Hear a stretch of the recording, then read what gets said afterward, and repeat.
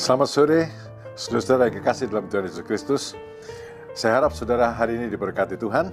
Saya mendapat satu BA pertanyaan gini. Dosa di hadapan Tuhan itu tidak ada dosa berat, ringan, besar, atau kecil. Karena dosa adalah ketidaktaatan terhadap firman Allah. Ada kejadian sebagai berikut.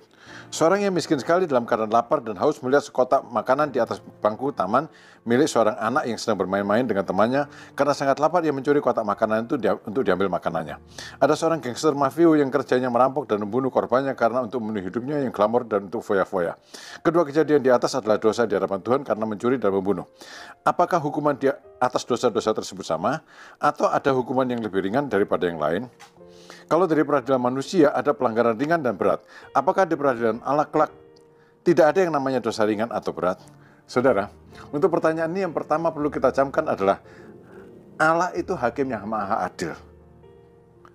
Ya, dan dia maha tahu sehingga dia tidak pernah salah hukum. Dia tidak pernah menghukum orang dengan sewenang-wenang. Dalam Roma pasal 2 ayat 5 dan 6 dikatakan, murka dan hukuman Allah yang adil akan dinyatakan. Ia akan membalas setiap orang menurut perbuatannya. Artinya, dosa dan kejahatan yang berbeda mendapat pembalasan dan hukuman yang berbeda. Dosa atau kejahatan yang sama mendapat hukuman atau pembalasan yang sama. Saudara, kiranya ini menjawab pertanyaan tersebut. Selanjutnya, dosa dan kejahatan yang sama, hukumannya adalah sama. Itu kan setuju ya? Nah, saudara-saudara, tahukah saudara bahwa semua orang melakukan dosa yang sama? Dosa yang menyebabkan manusia itu binasa. Dosa yang sama. Apa itu? Melawan Allah. Memberontak kepada Allah. Saudara-saudara, semua orang itu dosanya sama, melawan Allah, memberontak.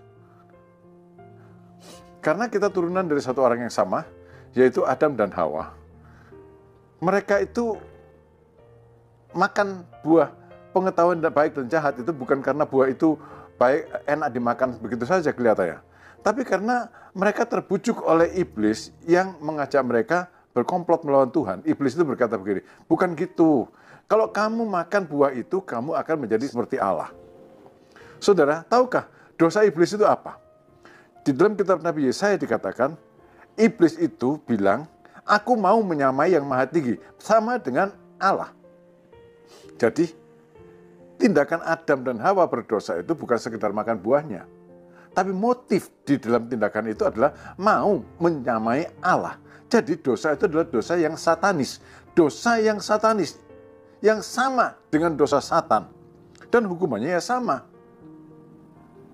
Neraka. Ya saudara, dosa melawan Allah hukumannya neraka.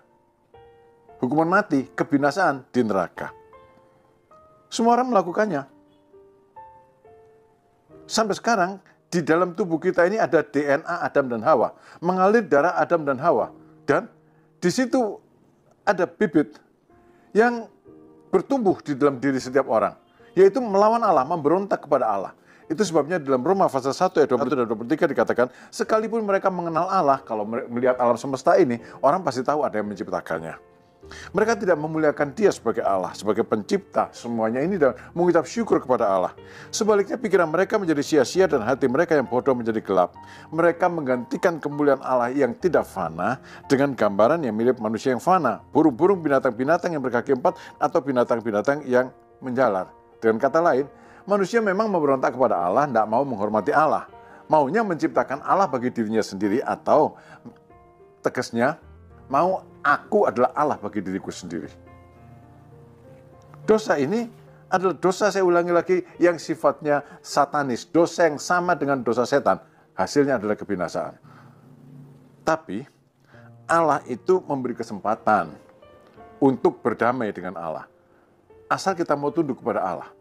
Allah mengutus anaknya yang tunggal, yaitu Tuhan Yesus Kristus, untuk berdamai dengan manusia. Tapi sayang, manusia yang sudah binasa, bukan yang akan binasa, yang sudah binasa ini menolak proposal perdamaian Allah. ngajukan proposal perdamaian sendiri. Tuhan bilang nggak bisa. Kamu dalam posisi sudah mati, sudah binasa.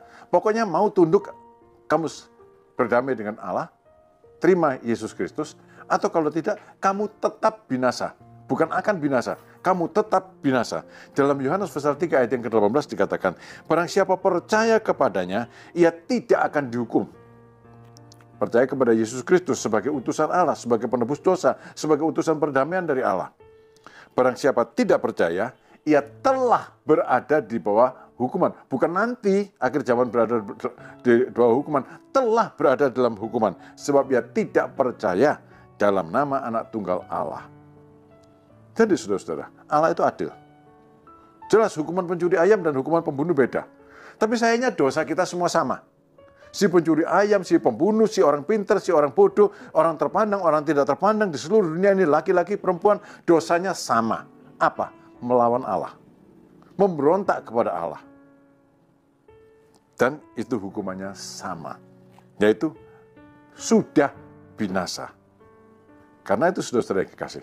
Daripada kita bertanya-tanya tentang keadilan Allah, lihatlah kasih karunia Allah yang menawarkan, ayo berdamai dengan aku. Sebab di dalam Tuhan Yesus Kristus, kita hidup dalam perdamaian dengan Allah. Dan itu artinya hidup. Sejak kapan? Sejak percaya pada Tuhan Yesus. Mungkin ada di antara saudara bilang, bagaimana kalau orang Kristen mencuri atau orang Kristen membunuh? Orang Kristen lahir baru di dalam Tuhan hidup kudus. Orang Kristen yang benar tidak mencuri, orang Kristen yang sungguh-sungguh Kristen apalagi tidak akan membunuh sesama manusia. Tapi hidupnya mengasihi, berbuat baik kepada sesama. Tuhan memberkati saudara. Amin.